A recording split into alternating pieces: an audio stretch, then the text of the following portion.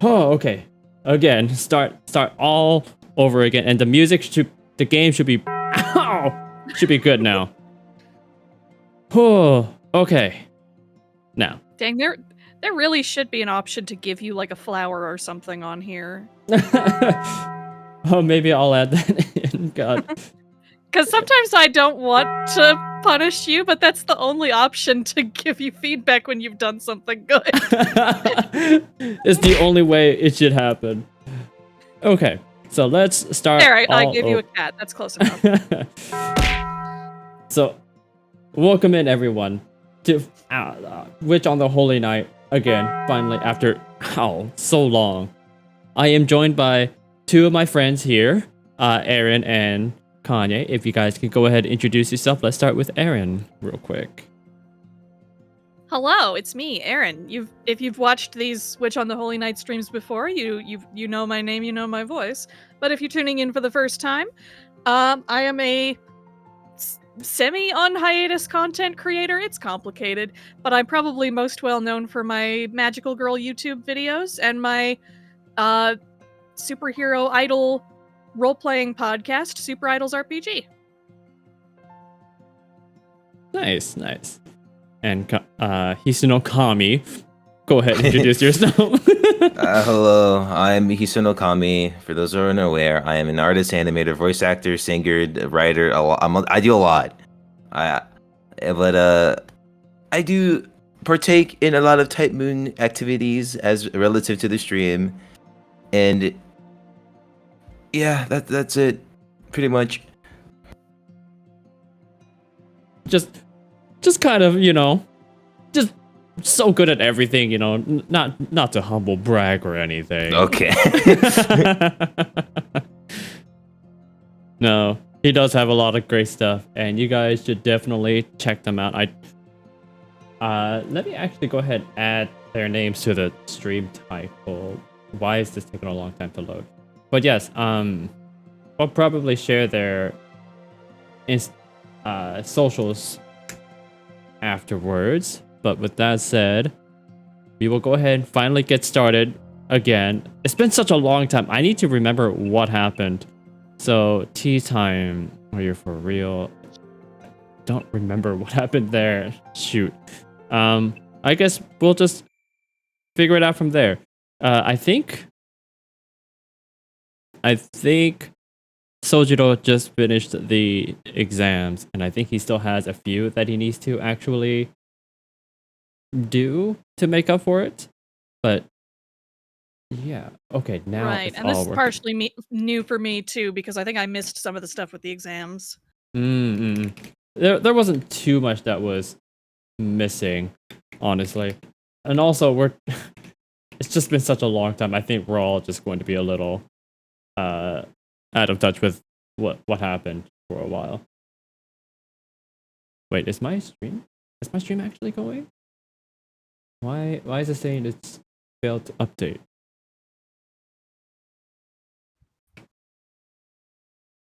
Test? Okay, no, let's go in.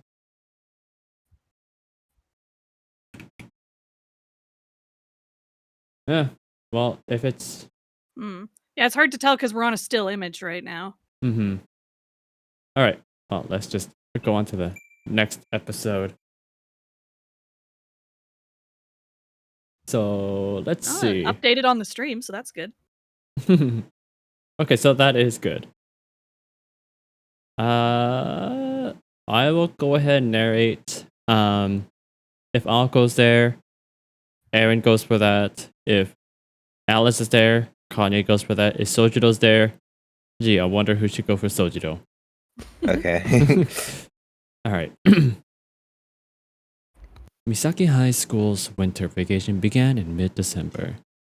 The tranquil air of the school was a refreshing change of pace from the more competitive schools and their nationally famous sports teams and exam-oriented curriculum. The empty new constructed building evoked images of a pure white swan descending upon a still winter lake.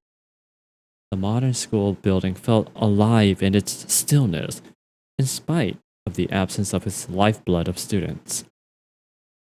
Most students never knew what this building used to look like. It was just a small, run-down wooden building, a shadow of its former self. The former school was never torn down and now stood in lonely silence. It was tucked away deep in a seemingly infinite wood that stretched across the mountains. The sound of brooms sweeping dead leaves resonated in the air. The ocean of leaves had accumulated into piles as big as sand dunes. Sweeping was a futile venture at this point. An ominous feeling lingered in the air, perhaps the result of 2 years of abandonment. Cleaning the inside of the building alone would take more than a few days to finish. Not to mention...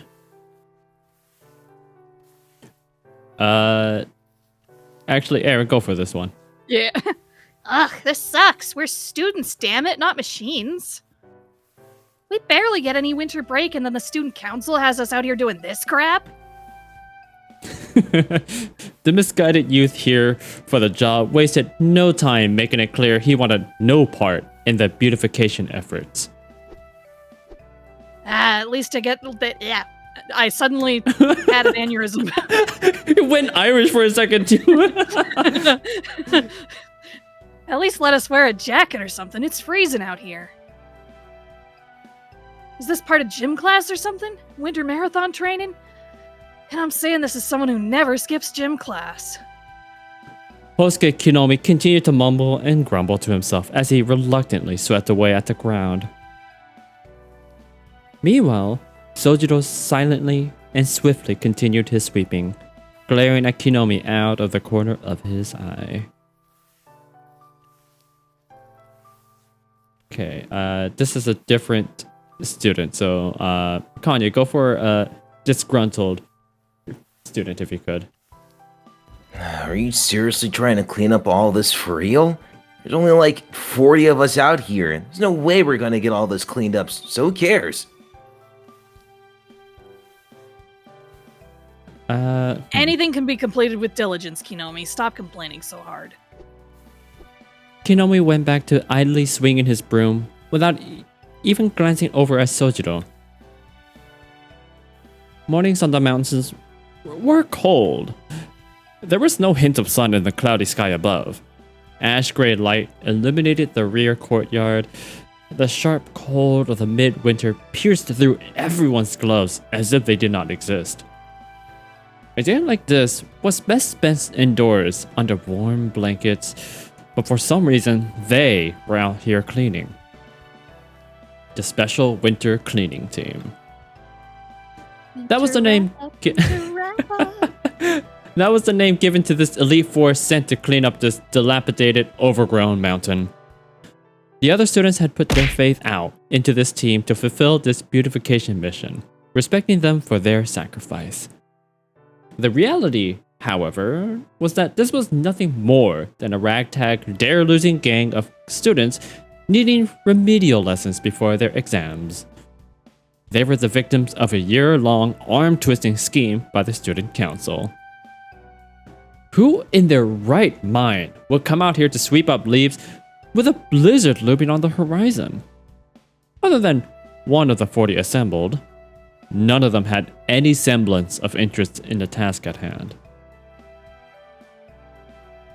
Aaron, go for this one. Ow. Hey, Shizuki, look over there. Akabane and those guys are over there roasting sweet potatoes. What is this, the 50s or something? Looks like they don't even know how to roast them properly. Oh, I know. Want to grill some squid? Kinomi did not want to be here to begin with and was constantly trying to break Sojiro into joining him. The cleaning squad was divided into groups. Sojiro and Kinomi were in charge of cleaning behind the gymnasium. Sojiro was the leader of the platoon.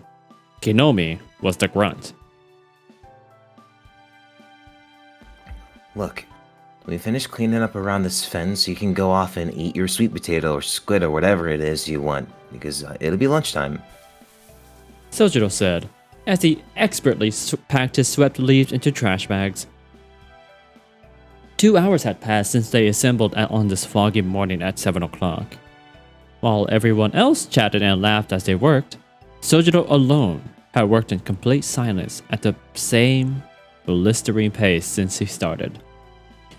The sheer amount of work he put in was likely the only thing keeping him from complaining of the cold in his thin jersey. Come on, let's take a break. Look at that pond. Or should I say ice skating rink? No, on second thought, it's just a pond. But it's frozen solid, dude. That's how cold it is out here. A normal human can't work in these snowy conditions unless there's some kind of robot. We're going to have to start eating each other to survive if this keeps up. Why don't you just take a break for a minute? We got all these leaves together. Why don't we burn them and get warmed up? Nobody's really watching. Come on, let's grill some squid. Please. For some reason, Kinomi was droning on about his squid. Sojiro had managed to withstand a barrage of complaints from his comrade, but even he was reaching his limit. Kinomi, please. Just then, Sojiro saw the Grim Reaper himself creeping behind Kinomi. In his hand, he held a rake instead of a soft bamboo broom. Go for this one, Kanye. Sounds good to me. I'll let him. Wait. That's Kinomi. That's Kinomi speaking. Oh, is it? Yeah. No, wait. Are we sure it's not the other guy? Let's see, hold on. I'm pretty sure it's not Tobimaru. Unless it is. I'm pretty sure it's I Tobimaru. think it's Tobimaru because he's saying the big man and his squid. Oh, Yeah. yeah. All right. Sounds good to me. I'll let a bit of grilled squid slide. Far be it from me to get between the big man and his squid. I tell you what, I'll even get you the soy sauce. Kinomi shot attention at the voice behind him. Okay. Ah! Tsukichi, is that you? Before quickly turning around, swinging his broom in the process. Tobimaru easily blocked the swing with his rake. Oh, so now you want to use that broom, huh? Just can't contain all that hard-working spirit, I see.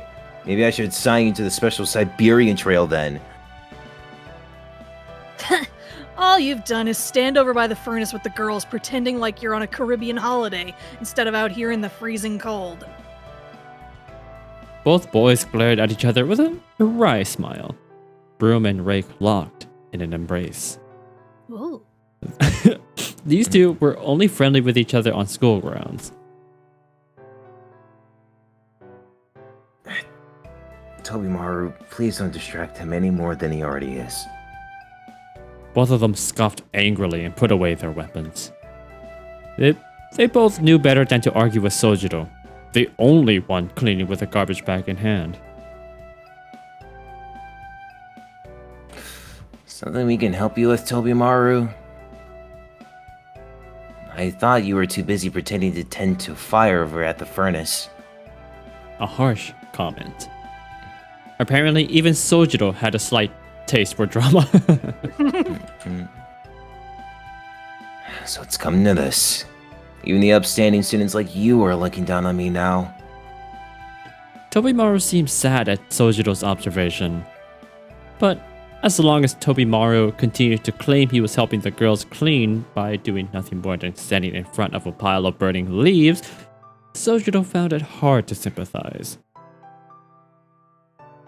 Just tell us what you want. We're actually busy doing work over here, unlike some people.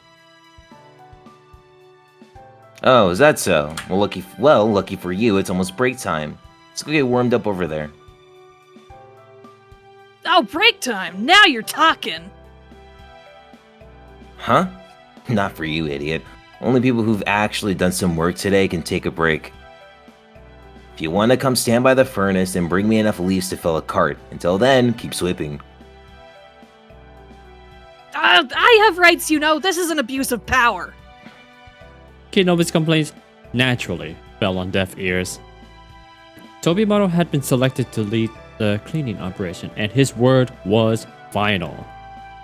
If Kinomi were to continue to push his buttons, he knew he would be on cleaning duty tomorrow and the next day too. Alright, here we go, people. Don't ask me why, but we have a bunch of cans of sweet red bean soup. Some meat buns would have been better, but that would have required a certain someone to use their brain. We also got an emergency chocolate. God damn it, what the hell was she thinking? Sojiro reassured Tobimaru that by saying that he thought the food would do just fine for everyone. Huh? Wait, you're not coming? No, I'm gonna stay here. We can just burn some leaves to stay warm, like Kinomi said. We got a pond right over there, so we can easily put it out when we're done. This was clearly for Kinomi's benefit. Tobimaru furrowed his brow while Kinomi shivered from the cold.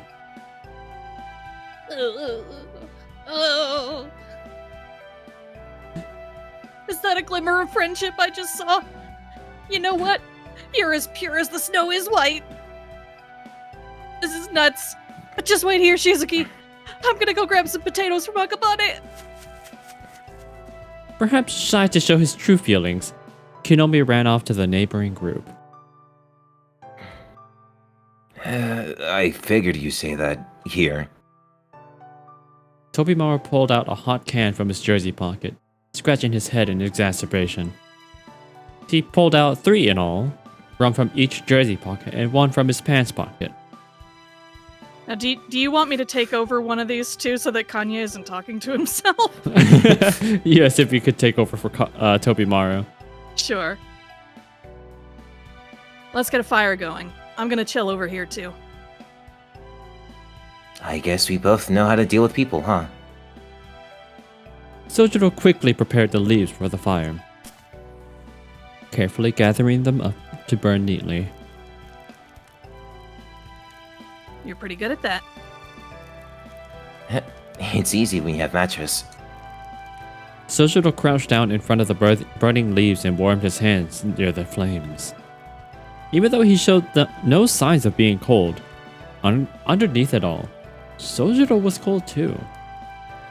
He gazed into the fire as the smoke rose from the pile of leaves, as if remembering the good times from his past. Tobimaru felt a touch of concern as he looked at Sojiro. He saw within him homesickness and retrospection. He also saw a dark shadow looming over him, like a stranger in a foreign land without a home. You don't look so good, Sojiro.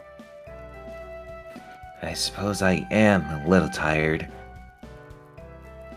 If you need to talk, I'm here for you. Just let me know.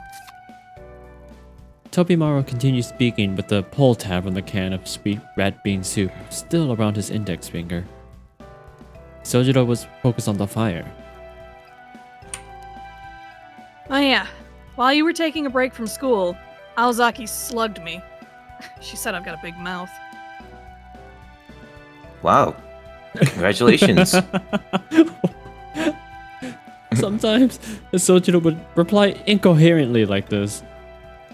Tobimaru chalked it up to cultural differences. Say, how are things going with Aozaki anyway? You used to walk with her to the train station before exams. Have things been going well since then? It was obvious to everyone that was far from the case, yet Tobimaru asked anyway. Yeah, we live together now. Sojiro went with the truth, blunt response. Truthful, blunt response. Wow, I see. That was quick. Dating already, huh?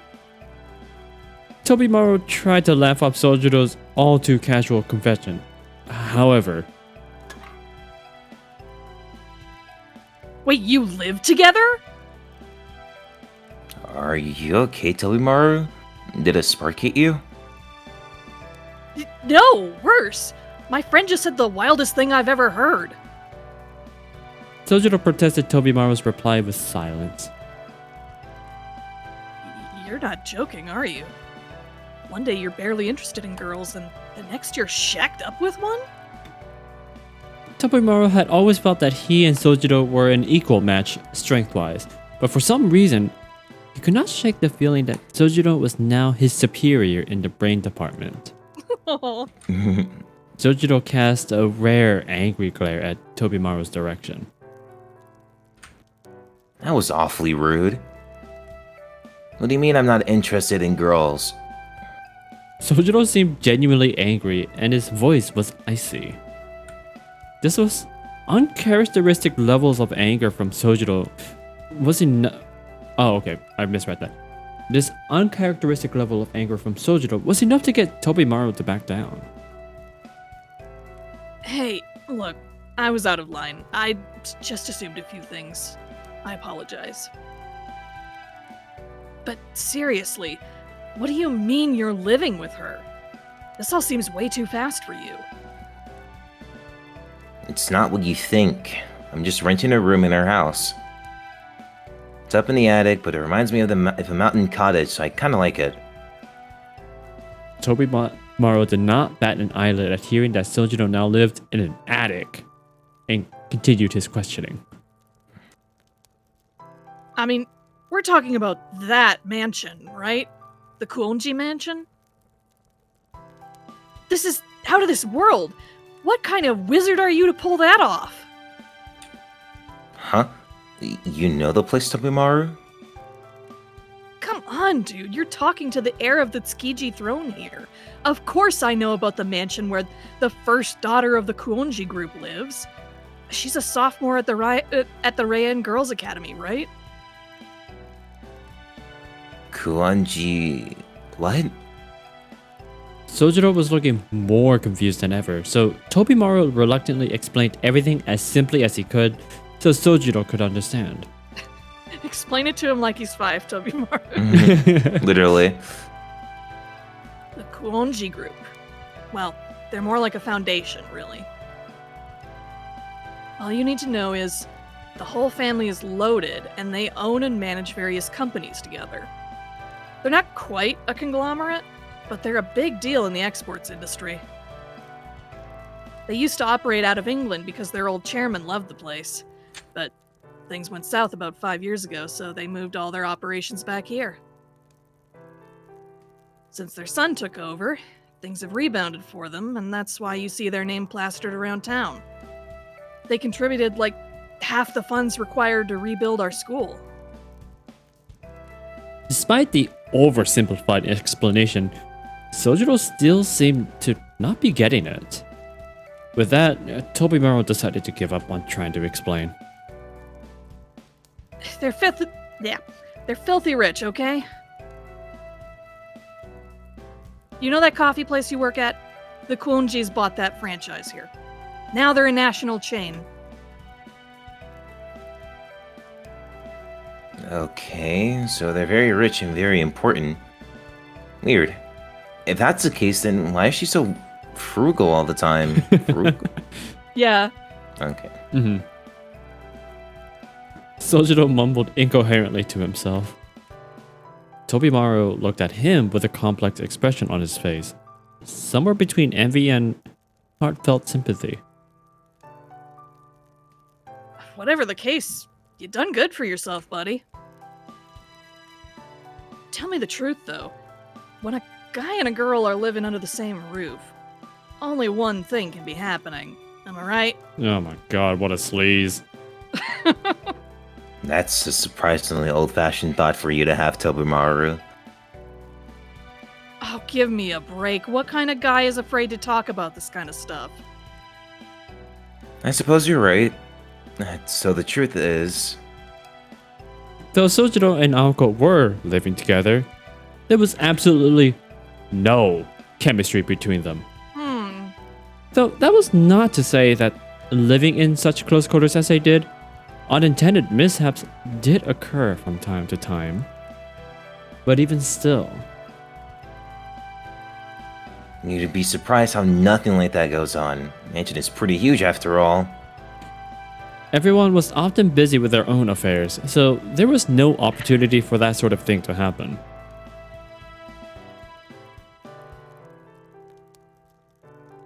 I mean, answer me this. Would you suddenly make advances on Aozaki just because you were living under the same roof? Nope. Never.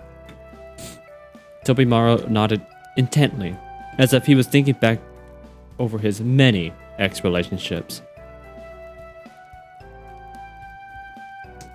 Well, this all sounds very wholesome. Yeah, I feel great. Sojiro gave no more than a quick affirmation to Tobimaro's despondent murmur. He was doing fine. But besides his physical health, it was surely Sojiro's personality that enabled him to maintain any semblance of peace dealing with both Aoko and Alice while living at that mansion. On an unrelated note, I'm totally indebted to Aozaki. I'm not sure how I can ever repay her for what she's done for me. Sojiro's eyes turned slightly serious as he stared into the fire. Tobimaro felt that there was more to those words than what Sojiro was letting on. So you owe her big time, huh? Sojiro merely nodded in silence at Tobimaro's inquisitive acknowledgement. And just then, a strange scream pierced through the still silence of the wood like a knife. Did you hear that? Yeah, and it was Kinomi. Sojiro had already stood up before he responded. He bolted to the frozen pond, broke the ice with his broom, scooped up some of the frigid water in a bucket, threw it on the fire, all in less than 10 seconds. Then he immediately ran off into the depths of the woods from where he heard the scream. Tobimaro followed after him in panicked confusion.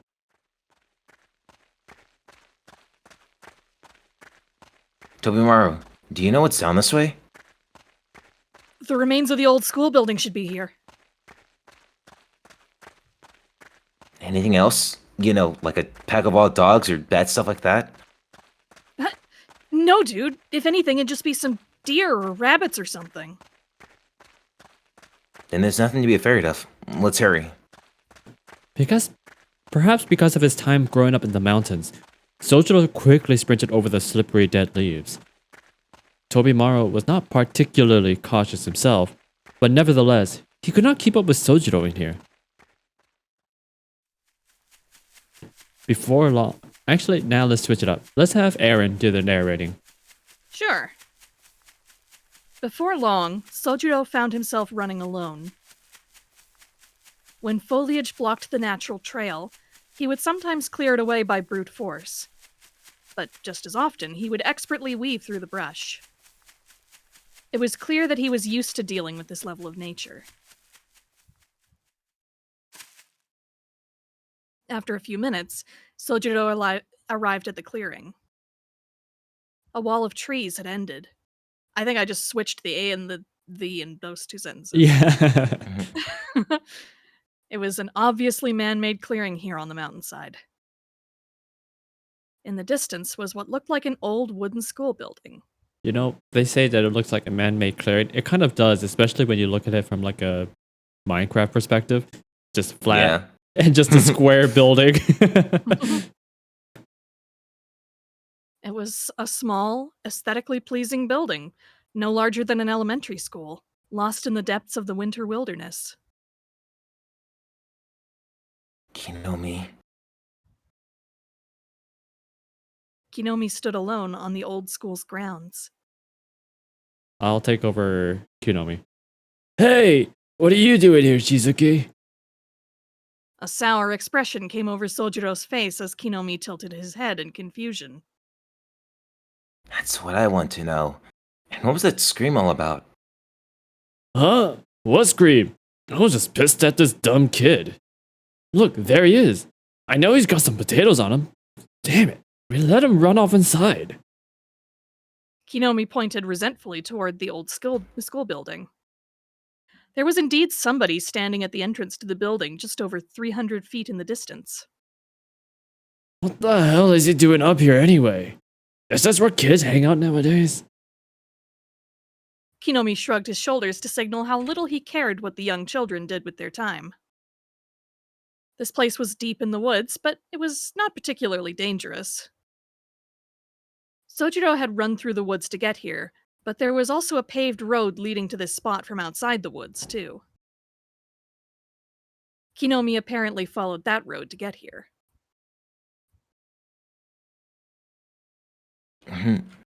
A child?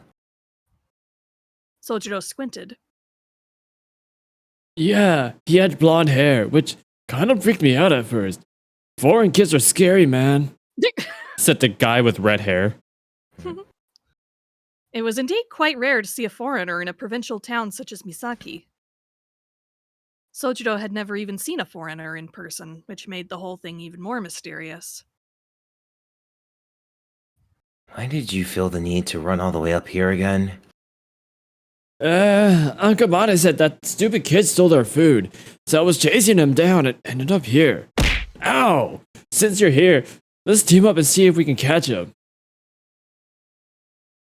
That's a little menacing, Kinomi. Sojiro could not find it in him to agree with his plan. It seemed unfair to team up against a little kid. Come on, let's head back. That kiddo's over there just staring at us. And besides, if Tobimaru sees us up here slacking off, we're gonna be cleaning this mountain for the whole winter break. Sojiro took Kinomi by the shoulders and began leading him back to the path he came from.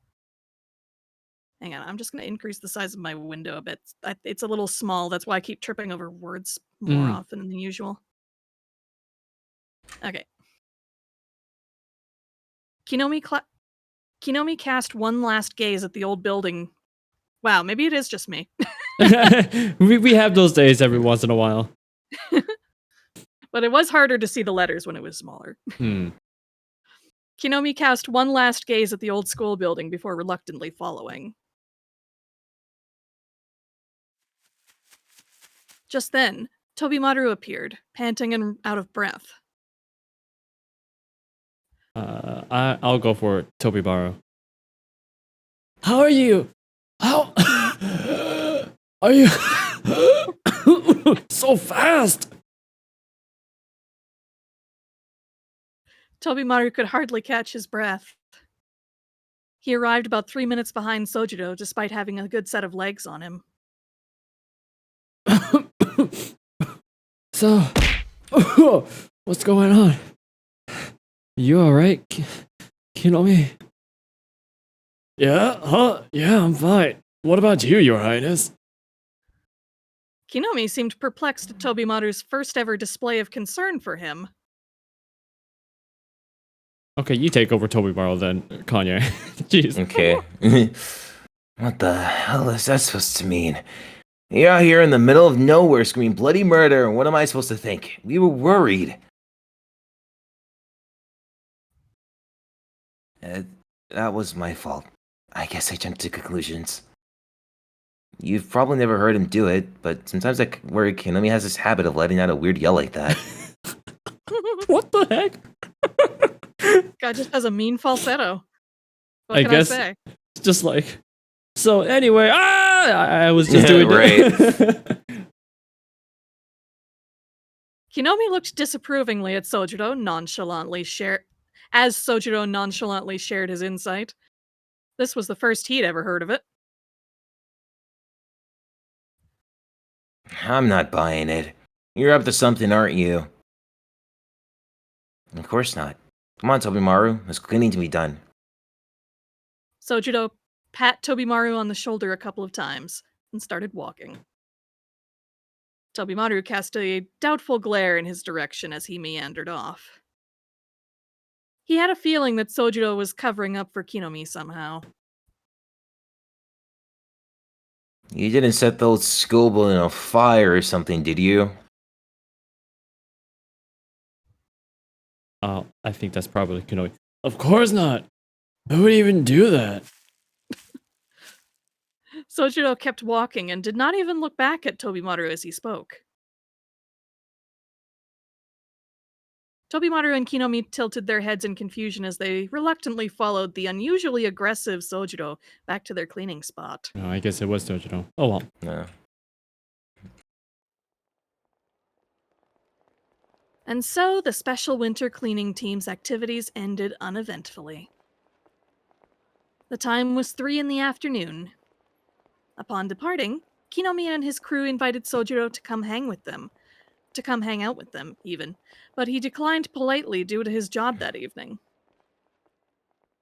He had about 2 hours until his shift began. Not quite enough time to do anything fun, but just enough time to have to fill it with something. Yeah, that was oddly worded. I think it's just oddly separated on the line. That too.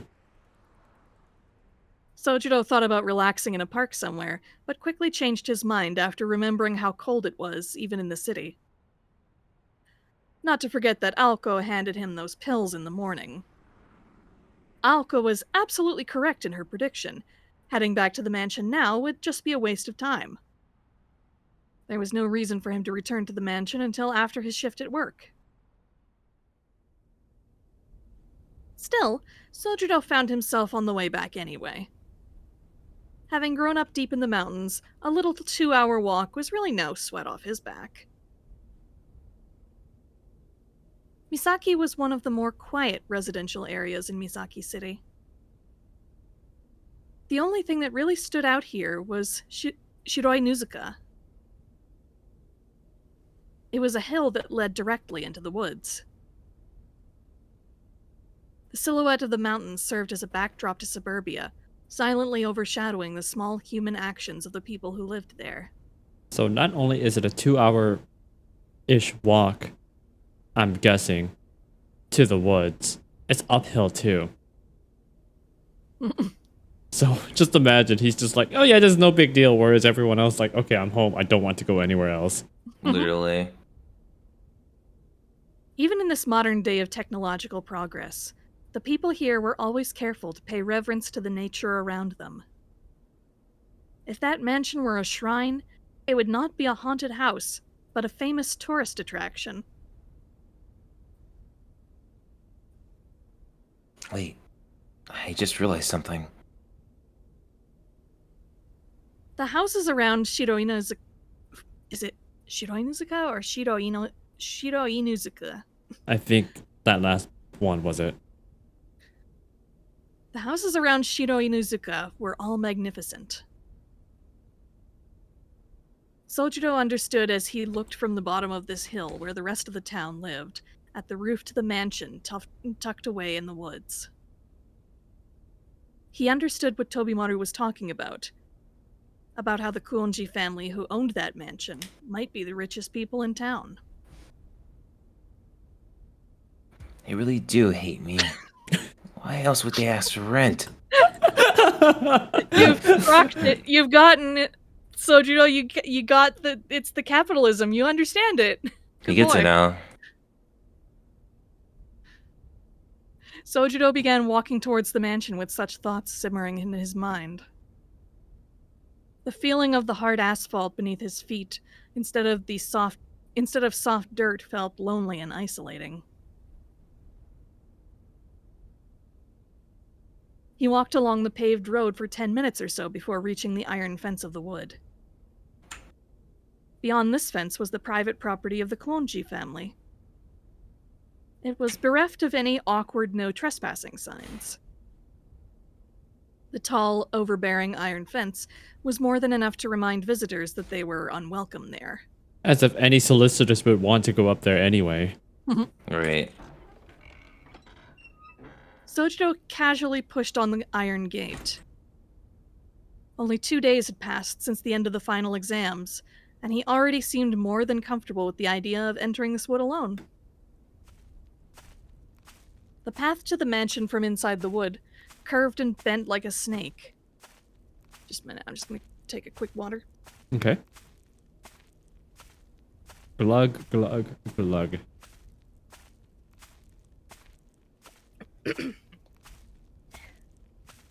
There we go.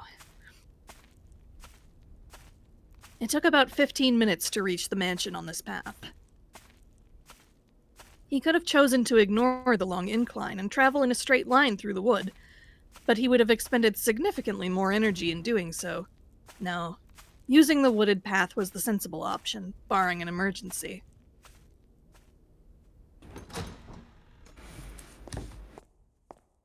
Upon entering the foyer, Sojiro heard a conversation coming from the drawing room. It was no doubt Aoko and Alice. Sojiro decided to join them. Ever since final exams had ended, Aoko and Alice had switched from their daily routine to a more irregular schedule. Aoko would disappear into Alice's room in the west wing of the mansion for a while, where she would remain. And Alice would go into Aoko's room, not to be seen again. Or they would vanish into the corridors leading around to the rear of the mansion doing who knows what, where Sojiro was most certainly not allowed to enter. Not that he was interested in what they were doing, since Aoko and Alice did not seem to want to include him either, serving both parties nicely. For the time being, the Kuonji estate was pretty peaceful.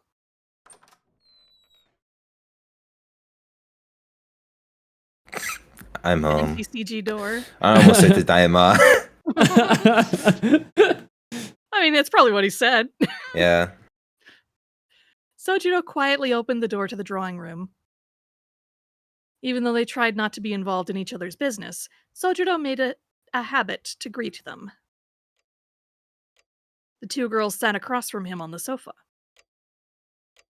On the table in front of them was a large, extravagantly decorated mirror. Aoko was dressed for comfort, wearing jeans instead of her usual skirt. In stark contrast, Alice was dressed in her usual all black. Even though the break from school was well underway, the witch still insisted on wearing black. As Aoko had explained, it was probably because it was too much effort for Alice to wear anything else. That's such That's a implying mood. that she never takes her dress off. Or she just has like multiple copies of it. Sojiro's thought was that he would like to see her wear something different. Ooh, pervert. Oh, I hello, mean, she Mystery could Emoji. wear, like, a pink dress.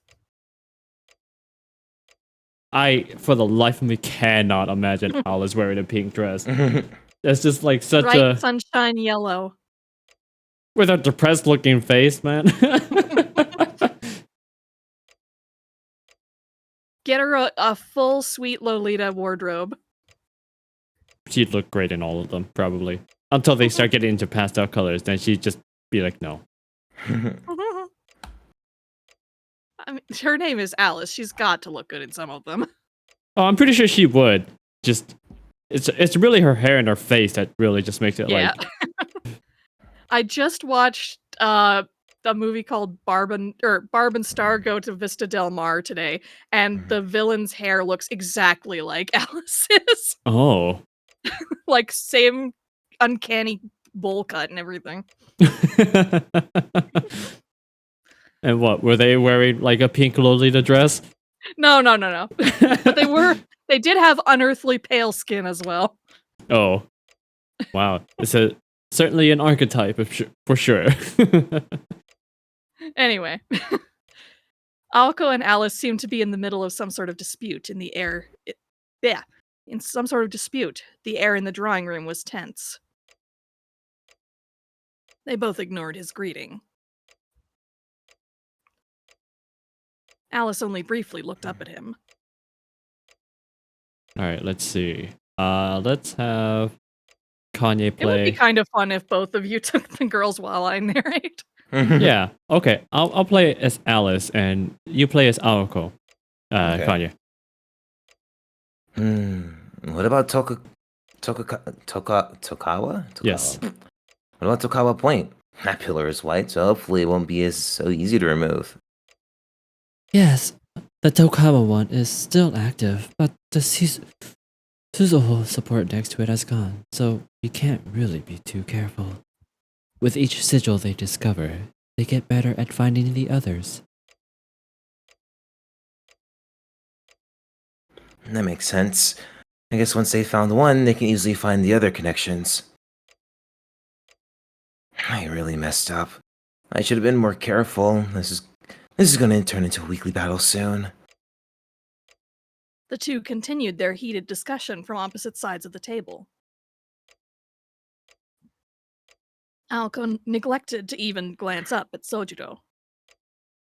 Sojiro sensed that she wanted to concentrate on the discussion at hand. It's so strange, though.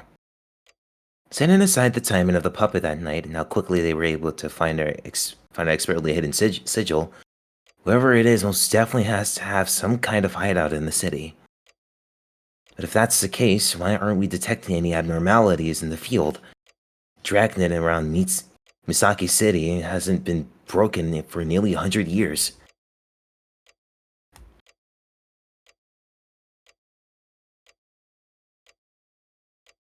Sorry, I just took a big swig of water before that line. Oh, okay. Alco bit her nails nervously while Alice nodded along. It seemed as though she were wondering the same thing. Even if my mother wasn't able to touch this bounded field, or even my mother wasn't able to touch this bounded field, the only person capable of getting through Misaki's bounded field would have been your grandfather, or even a more capable mage. But someone exuding that level of magical energy would find it that much harder to cover his or her tracks. It could be some kind of unique concealment ward, but I haven't heard anything about any new fairy circles forming these past few years. Where was it? Sherwood Forest. The May King was able to break through your mist, remember? Do you think there's some sort of concealment stronger than that? All I'm saying is whoever we're dealing with has skills greater than our own. Maybe there are some techniques we aren't aware of. Either way, we need to reevaluate things. We might be under more pressure than we thought. The two fell silent. Sojiro, after some internal deliberation, decided to break the silence. Of course he would. So, I'm home. Alco finally looked up at him in response to his hesitant declaration. That's fine, Sojiro, but will you please take a bath? You're dirty.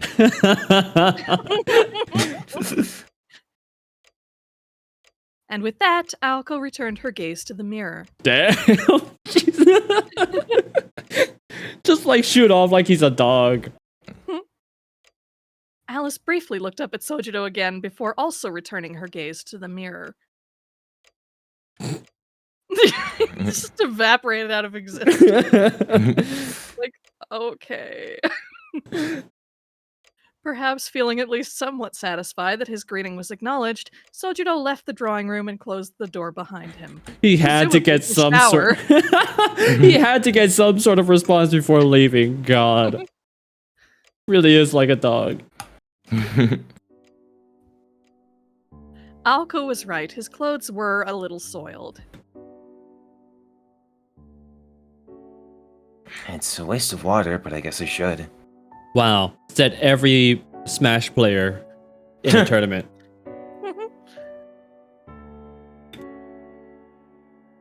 Sojiro returned to his room, thinking that a bath might actually feel pretty nice in this cold weather, despite not really having broken a sweat at all during the day.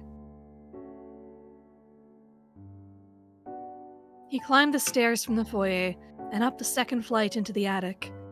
The gentle lilting notes of Gymnopédie No. 1 pulsing through the mansion as he climbed. Unlike the other rooms in the mansion, this one had no frills to its decor. It was a little cumbersome to use as a living space, but comfortable enough for Sojiro. Everywhere else in the mansion was a little too gaudy for his tastes. Too gaudy, and then he just goes with the complete utter opposite of that. As far as shelter and a place to sleep went, Sojiro was more than satisfied with his accommodations. There was no electricity in the attic. The only light was that which crept in from a small skylight. Sorry. Choked on water. Oh no. Don't die. We need you for the rest of the stream.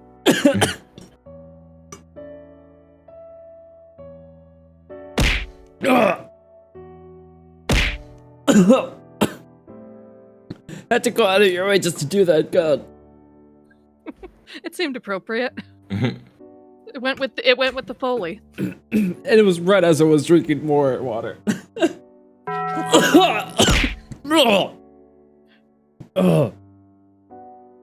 Okay. Go on, please. Before I continue to die. Okay. Not that Sojiro minded. He was more accustomed to living without electricity than living with it.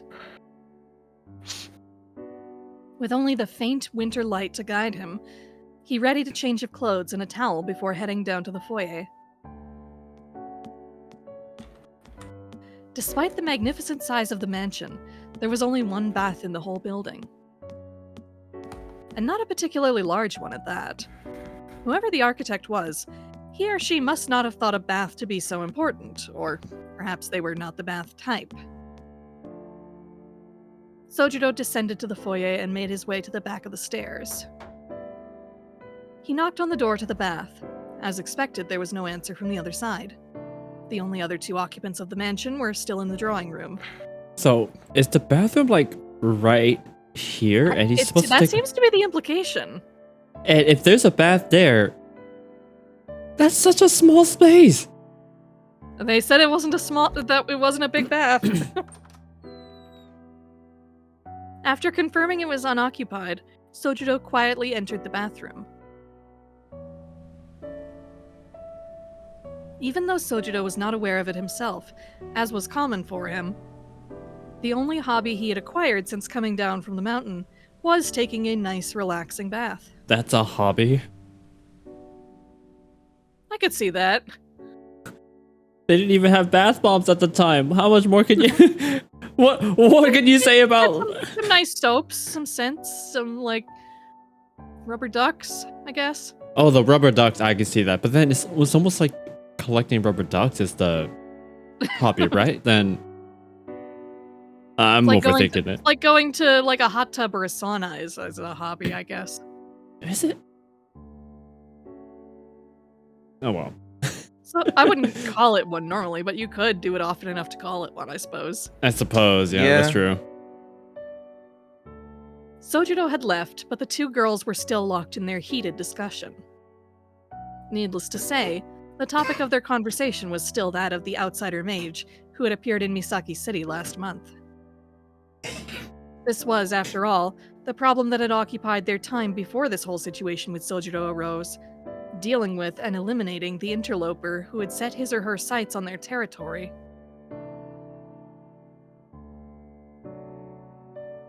All this time he'd been preoccupied by a decoy, no doubt also a part of their plan. And while we were distracted, they crept in and stolen another one. The fight against this mage has only just begun. The situation was growing more dire by the day. Until only a couple of days ago, the enemy had limited themselves to small skirmishes, but now they had shifted to a full-on offensive. Aoko had two major bounded fields she used for defense.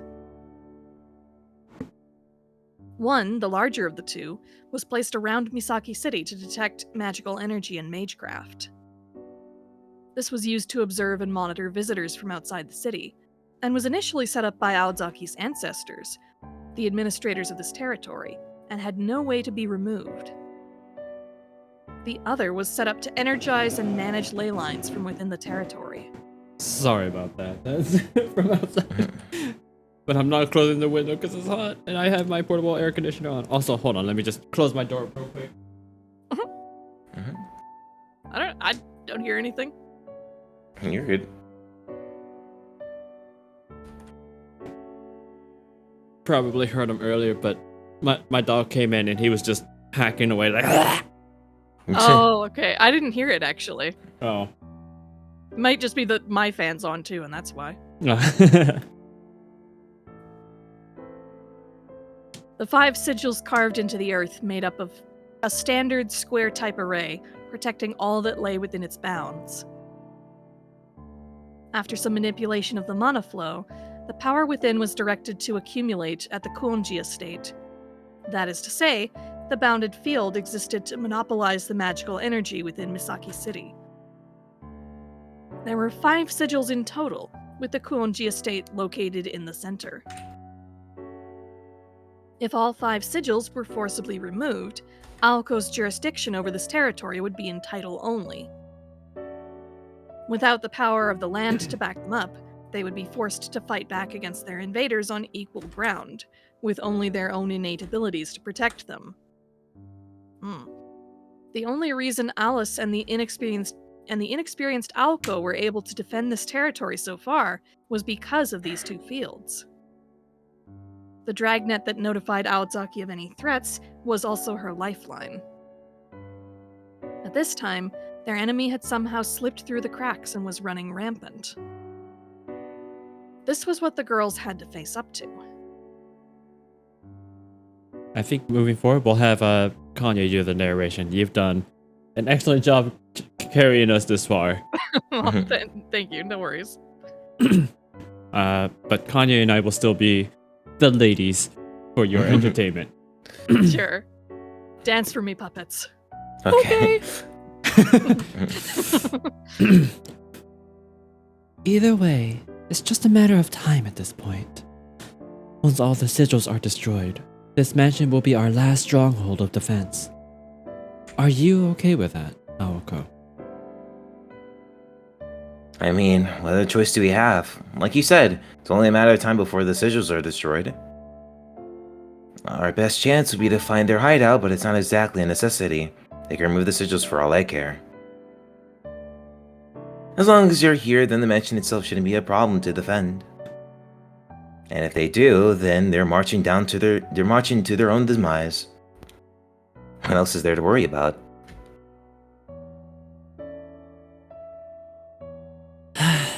Nothing, I suppose. With only a single opponent to deal with, we're better off focusing the field of the mirror on the estate and making this mansion our last line of defense. Alice touched the mirror on the table with her pale fingers. The surface of the mirror rippled like water. The mirror was another protector of Misaki City, separated from Aozaki's bounded fields. More accurately, it was a ploy that existed only to protect Alice Kuonji rather than Misaki City itself. It generated a thick fog and acted as an invitation to any visitors, drawing them into its board game-like world. So do you remember, Aaron, earlier when Sojiro was exploring the mansion the first time around? And then he saw there was like a little bit of fog coming up? Oh, He almost ran into this. gotcha. Alice referred to it as the mirror, but it was known to her friends as the Mirror of Slumber. This was a magecraft that Alice Kuonji wielded. Within the rippling surface of the mirror, an image of a castle began to form in a lush forest, a field, and a river. Aoko stared at the mirror in silence, before suddenly jumping to her feet off the sofa. Now that that's all decided, we can go back to actually doing stuff. I'm going out, Alice. We can't do anything until we have eyes on the ground. Alice let out a tired sigh in response to Aoko's determination, then gave the mirror a gentle caress. The sound of dripping water filled the room. The mirror began to consume the table in a thick fog with a single caress from Alice.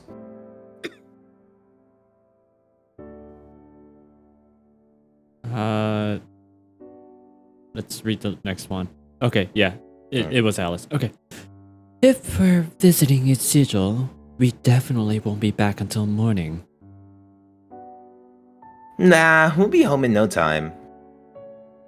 Oh, right, I meant to ask you, is this the proper way to do a fire pentagram banishment?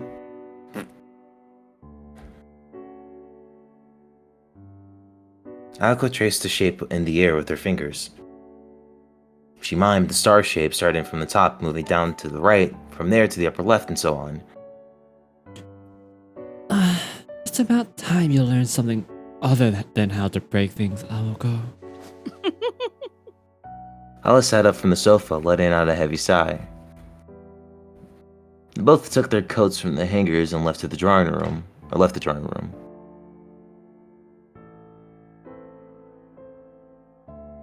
That's Aoko.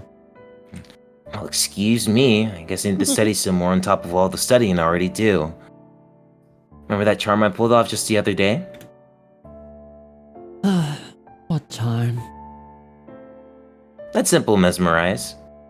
You know, the one that you taught me.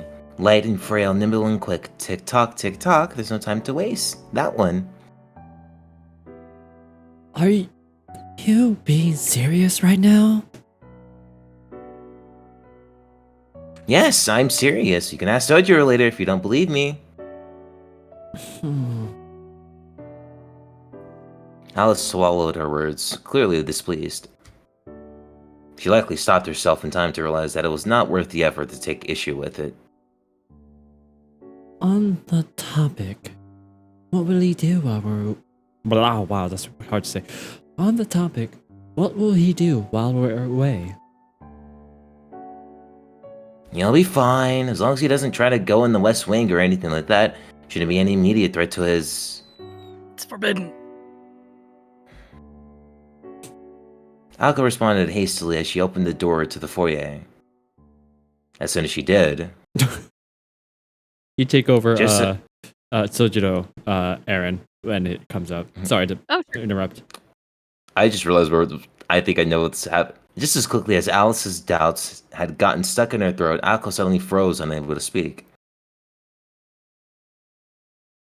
Yep. What?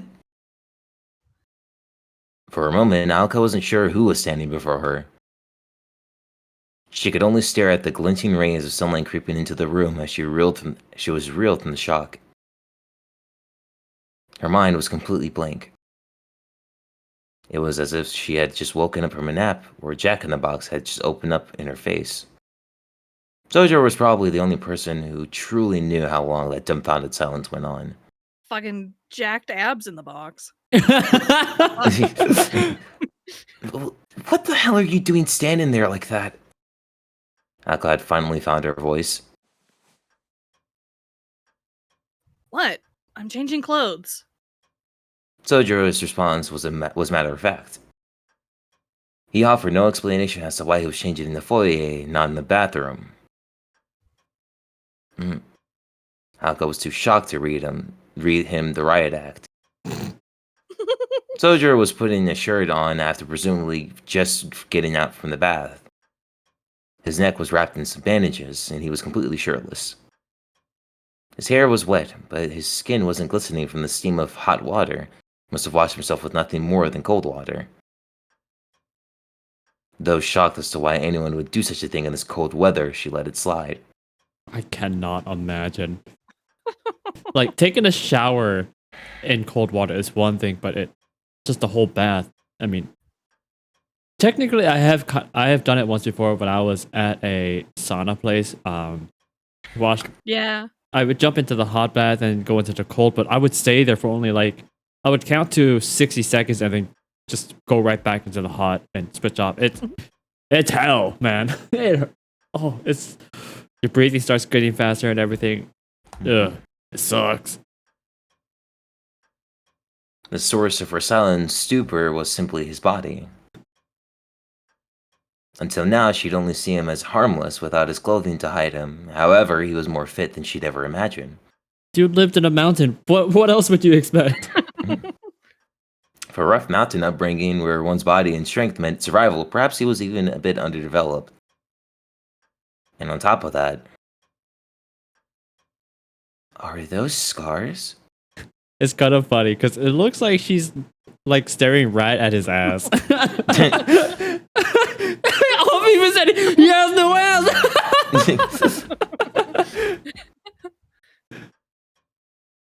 Aoko asked cautiously. Sojiro followed her gaze. He had something that looked like a burn scar on his arm. It was random in appearance, nothing like Alco's magic crest with its ordered patterns. Oh, this? A long time ago, I was attacked by a pack of wild dogs, and they bit me. It's a miracle I'm even still alive, so if anything, I'm fond of the scar. A long... Oh, A long time ago. You must be talking about when he was a child. Though his life was saved, it was apparent that he hadn't been able to receive proper treatment deep in the mountains where he lived. Those scars were proof of that. Considering it happened so many years ago, it was likely they would never fade. If only for an instant, Alco thought the wild scars left on his skin suited his lean body perfectly. I know it's not pleasant to look at. I should have just changed in my own room. Freaking Aoko is just turned into like caveman like hobo. Sojiro sounded slightly ashamed as he put on his shirt, looking at Alco standing there in cold silence. The two girls had no response. Sojiro headed for the stairs to go back to his room. Wait a second, Sojiro! Hmm? Sojiro stopped and turned around. So, how do I say this? Alco looked away awkwardly, apparently not knowing why she had stopped herself. Huh? This isn't like you, Aozaki. You're acting strange. Did you get a fever or something? I bet neither of you have gotten enough sleep since all that, have you? He is, of course, referring to the final exams.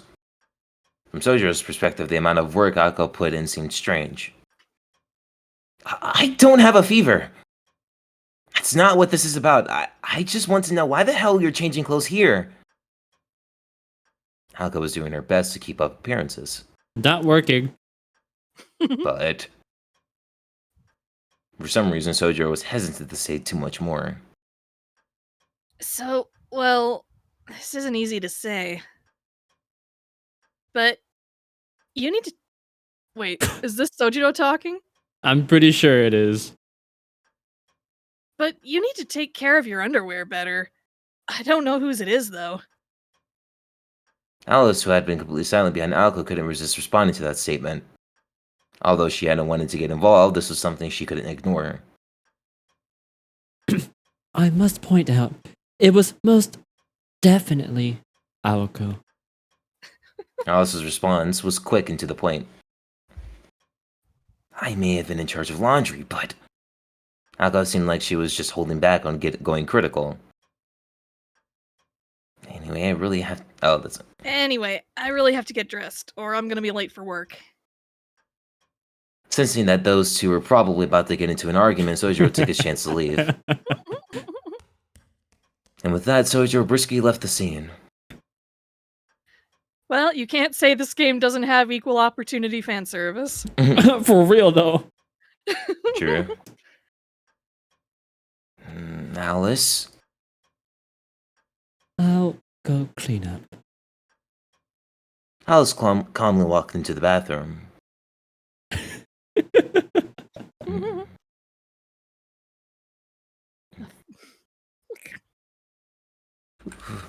few minutes later,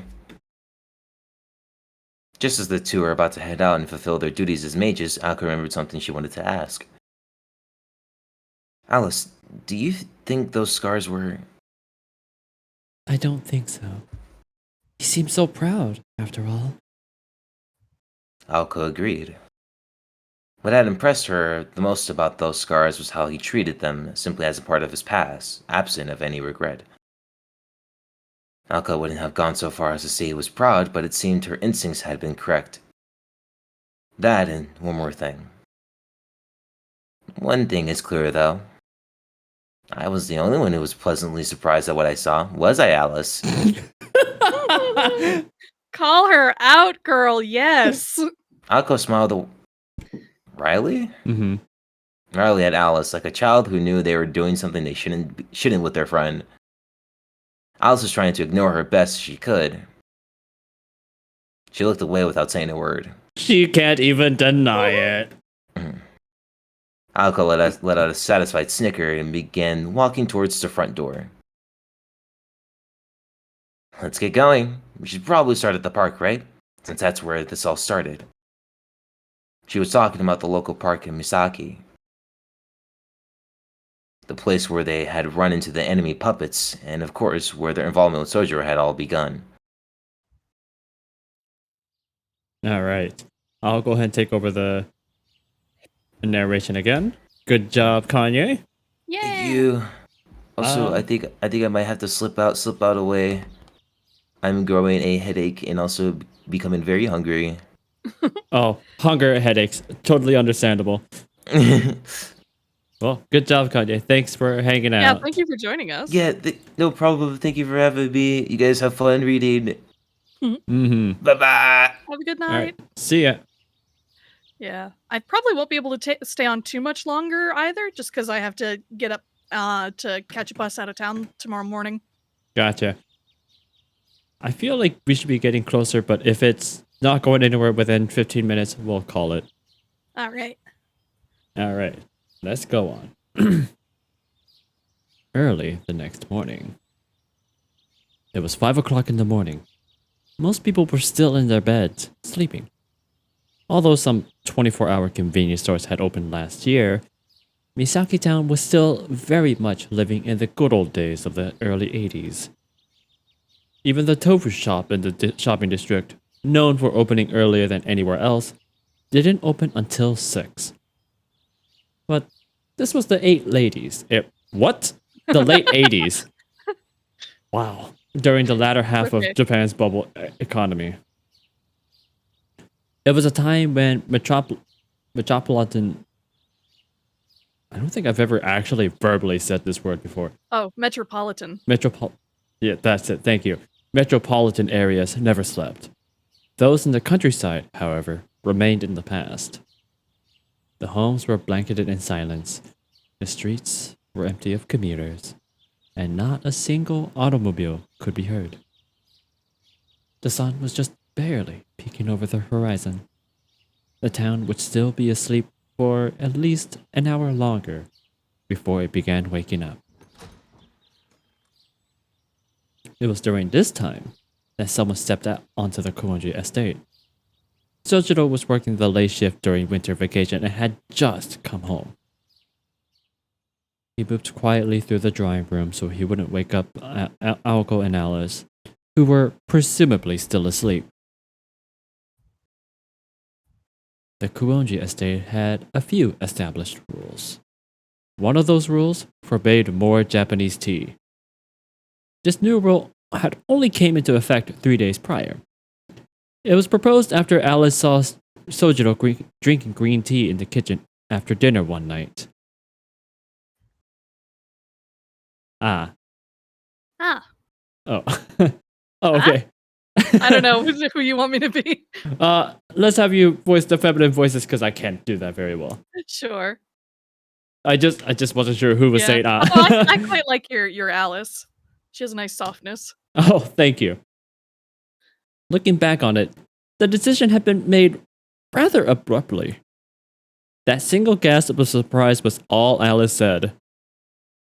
She grasped her head as if she was battling the most vicious of migraines, called for Aoko, and then made the decision to ban all Japanese teas from this mansion. Why? What is wrong with that? I- That is so different from like black teas and whatnot. I know, I'm actually like, she's like, it's green, not brown. Get rid of it! I cannot have color in my Different life. leaves. By some miracle, Aoko managed to negotiate and keep Sojiro's privileges to barley tea during the summer. What is wrong? What's with the green tea? Why is she so mad at green tea? She's allergic to anything that isn't British. This is Aoko.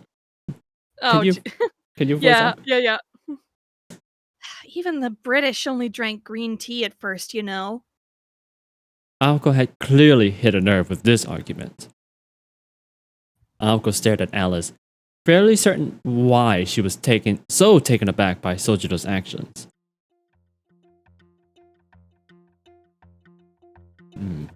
I Go don't for get it. why it's such a big. Oh, is it Sojiro again? I think Yeah, so. because we're back here. Mm-hmm. Oh, go for it. Oh, okay. I don't get why it's such a big deal. Tea is good no matter what kind it is. Sojiro grumbled to himself while sipping his hot green tea. He didn't realize Alice was upset because he had poured his green tea into... Oh my god. his green tea into a teacup meant I feel for like black a tea tea. racist or something. My god. Like, this is... I'm... In a way, I can respect it, but I still think it's funny as hell. Or is it because green tea is supposed to be in like a thicker cup, like those, like the kind that you hold with two hands? Imagine if that was her defense. Is like, you're drinking green tea wrong. This is Alice's equivalent of someone is wrong on the internet. I mean, she did like have a huge meltdown with how Sojiro brewed one of the teas for her. Mhm. In Sojiro's defense, this was the only teacup that Alice had given him permission to use. She didn't realize the mess she had just caused. Oh my god. Then at this point, he just needs to buy his own freaking cup. Like, jeez. At any rate, the early morning was his to enjoy. This was his moment to relax with a Japanese tea set he smuggled in. He didn't use this time to read books or watch TV. He just drank his tea and gazed fondly at the garden, or rather, the dense woods outside. This is the only time I think we have ever seen Sojiro openly, like, what's the word that I'm looking for? Like, rebel against Alice. Just be cheeky in some way. But we know Alice. She's going to find out somehow. She's like, Uh-huh. I smell green tea. Oh, they're gonna come back from their like sigil hunt or whatever, right? As he's doing this, I bet. Mm-hmm. Sojiro simply sat, relaxed, and let his mind wander. About an hour passed. Just as he was beginning to feel refreshed, he heard sounds coming from the foyer. He knew it was Aoko and Alice talking, so he rushed to hide his teacup, teapot, and tea leaves in the kitchen. Hiding the contraband was easy enough, considering just how many unused shelves there were in the kitchen. Sojiro was perturbed by how they wasted the potential of such a splendid kitchen. That does make me wonder too, like, these girls are living like freaking bachelor dudes. You know, what do you want to bet? He's taller than them. What do you want to bet? He just put them on a shelf they can't reach. I like that idea. Okay. You're up early, Sojiro. Aoko spoke as she took off her white down jacket. Next to her, Alice silently took off her black coat. No, I just got home actually. I started working the late shift at a food factory over in Amagihama. There you go. Sojiro stuck his head out from the kitchen, gestured that he was about to put some water to boil.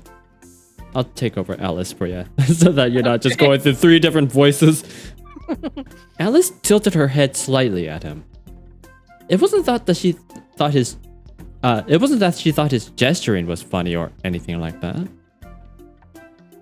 Amagihama? Alice glanced up at the clock in the drawing room, and her expression darkened. What's wrong, Alice? Aoko asked this from her comfortable seat on the sofa. Nothing. Alice responded indifferently before finally sitting down as well. Sojiro, just 1 spoon of sugar, remember? Sugar and your tea? Blasphemous. Well, it's black tea. It's not out of the question. Still blasphemous. Aoko yelled her matter-of-fact request into the kitchen. I just realized we switched narration roles. Oops. Oh, oops. Sorry. it I got used to doing it, I think. It was such a natural transition. Sojiro didn't respond, but it was an affirmative silence. This was the result of 2 entire nights worth of cramming that Alice knew nothing about. What about you, Alice? I'll just have... Alice! This is Milk. how you have English tea with milk and sugar. I know it is, but just, Now I sound like this tea snob, but I just drink it as is. God. But at least with English tea, that is like the way to go. So it makes sense. I'm still going to shit on it. I'll just have I mean, the mine with English me. had their whole thing with tea, and it's not theirs to begin with anyway. We can make fun of them all we want. That's true. Very true. Okay, now I have no qualms about shitting on it. Not that I ever did before. I just feel more justified. Alright. I'll just have mine with milk. Alice responded out of obligation. Alfarius shitting on the English is always right. Yes. Correct. Tea with milk. Got it. For some reason, Sojiro dutifully answered Alice's request. Fine. I'd get sick of his voice if he replied every time anyway.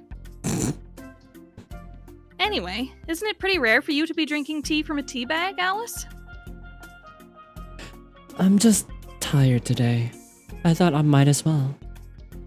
It seemed she had allowed herself to accept another's kindness, at least for today. If you say so. More importantly, Sojiro. Didn't you say something weird earlier? I don't think so. Oh? I could have sworn you said something. The two were conversing over a distance of 4 yards. Alice decided to add her opinion to the conversation. I don't think a day has ever gone by when he hasn't said something weird, to be honest. Her quiet tone was luckily just low enough that Sojiro couldn't hear her from the kitchen. I agree, but seriously, wasn't he talking kind of strangely just now? I don't exactly know how to describe it. True. The conversation itself was normal, but something did seem off about what he was saying. Aoko became gradually more irritated as she failed to grasp what had been odd about the conversation. Just then, Sojiro appeared holding a tray with a teacup for each of them. What are you guys talking about? I literally just said I started a new part-time job. That's all. He put the cups down on the black table without making even the slightest sound. Alice couldn't complain about how proper his job as a waiter had made him. While she didn't say anything out loud, she did nod in his direction to show some gratitude. Aoko, however. Amagihama, was it? There's a huge stadium over there that I go to sometimes when a band I like is on tour. The student council president, a supposed model student, loved rock bands. Aoko was secretly obsessed with a number of bands and used to travel way out of town just to see them perform live when she was in middle school. Of course, this was a world that Sojiro was far from familiar with. Anyway, I can't believe you started yet another part-time job. What are you trying to accomplish working that hard, Sojiro? Oh, you were listening. Well, I have to work more because there are a couple of people. Excuse me. Well, I have to work more because there are a couple of people, leeches in my life, who like to take all my money from me for every little thing you can imagine. See, I thought that's what you were going for, the little sarcastic cough. No, that was a real cough, and then I just rolled with it. Yeah, it was pretty great. This was as much resistance as Sojiro was able to give. Aoko lifted her teacup to her mouth as if she was completely oblivious to Sojiro's monologue. Sounds rough.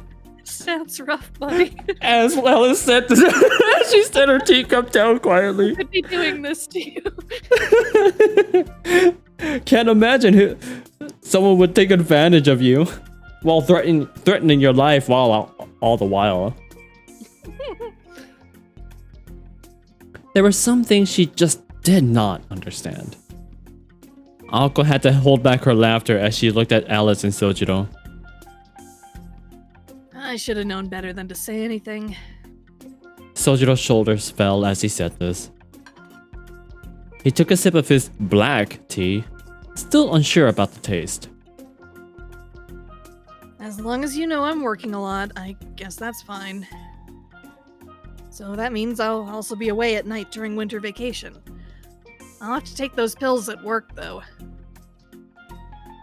Oh, don't worry about that. I'm done with those. They were a pain to make, and I found something more suitable for you anyway. Aoko had a huge, ominous grin on her face. She put her hand into her jacket pocket and pulled out a little paper bag. It was a small, circular object about 20 inches in diameter. That's small. That's pretty big. 20 inches? What the heck? Yeah, is that a typo in the measurement? If it was 20 centimeters, that's still Yeah. pretty big, but a lot smaller than 20 inches. Anyway, Depends what it is, I guess. wrapped up nicely like a present. Here's a little something to celebrate you moving in here. I want you to wear that from now on, Sojiro. Sojiro opened the paper bag. Inside was a white belt. But it wasn't a belt for putting around your waist to keep your pants up. To put it at... to put it as clearly as possible, it was a collar. Aoko. Alice's expression darkened at this turn of events. It's gotta be 20 centimeters, right? But it wasn't clear whether it was her friend's insidiousness or sympathy for Sojiro that concerned her. So, what do you think? Aoko was clearly a little crazy. At least, she wasn't totally serious.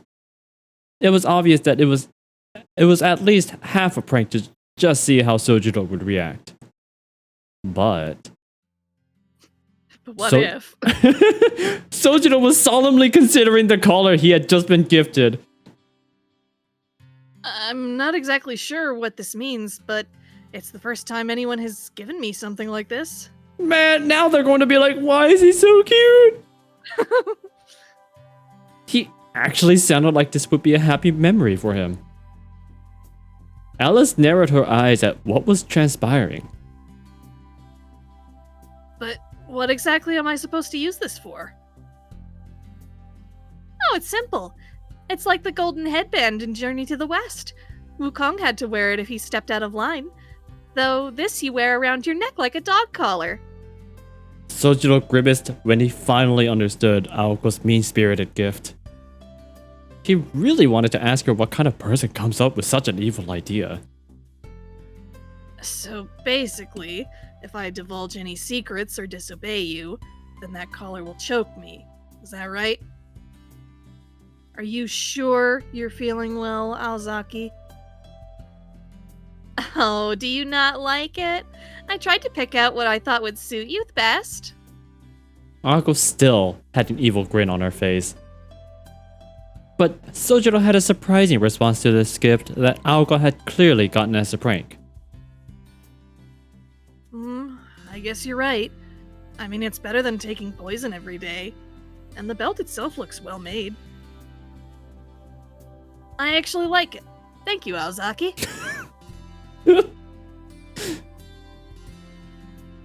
He spoke 100% truthfully. Aoko's face contorted in disbelief and she could only mumble if he was serious. I mean, look at this face. Just like...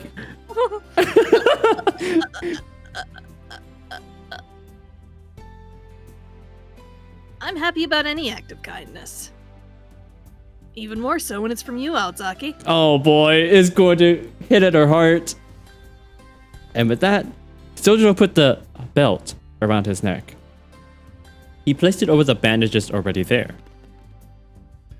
I guess this works. It's a little tight, but I'm sure I'll get used to it. I am now just suddenly reminded of this 4-panel comic where, or I don't think it was 4 panels, but it was a little comic where this girl, she opens up a present and it's a collar and she's like, oh my god, this is so cute. I'm so glad that you got this for me. Thank you so. And then it just turns to these people who look dumb, like horrified. And there's one guy slowly coming out with a dog.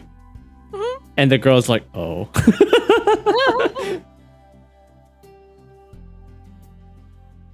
Despite his words to the contrary, Sojiro tugged at the belt uncomfortably and adjusted it. What the f- It was such a perverse scene that even Uncle's face was red as a beet, even though this had all been her idea.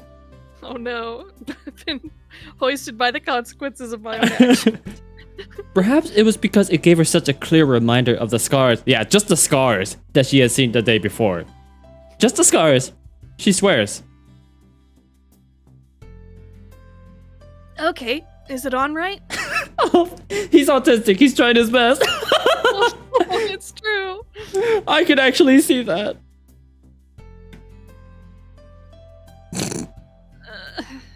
Aoko retreated guiltily as Sojiro came closer for her to check the fit of his new collar. He's just early for the 90s fashion renaissance, you know? Mm-hmm. If you don't say anything, how will I know if it fits right? I actually never paid attention to the sprite. It does actually clearly show. It doesn't look bad. Yeah, it shows the stitching and everything. It's not bad, actually. It just looks like a collar. It looks like it blends in with what's normally there anyway. Yeah. It's okay. I'll just ask Alice. Uh-oh. I will go ask Alice. Sojiro shifted his gaze from Aoko to Alice. Alice stared intently at Sojiro wearing his new collar and said, Punk rock, hmm? Aoko, stop trying to dress him how you want him to look. She could not have put it any more bluntly.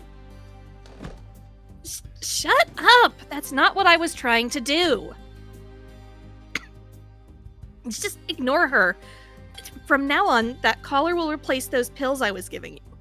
Don't you go divulging any of our secrets. Mm-mm. Aoko was oddly empathetic as she spoke from before stopping off toward the hallway. Oh, cringe. We are playing Witch on the Holy Night. It is a Type Moon visual novel set in the Tsukihime universe. Mm-hmm. Which I know Mega Quinch will be like, huh? I don't know what that is.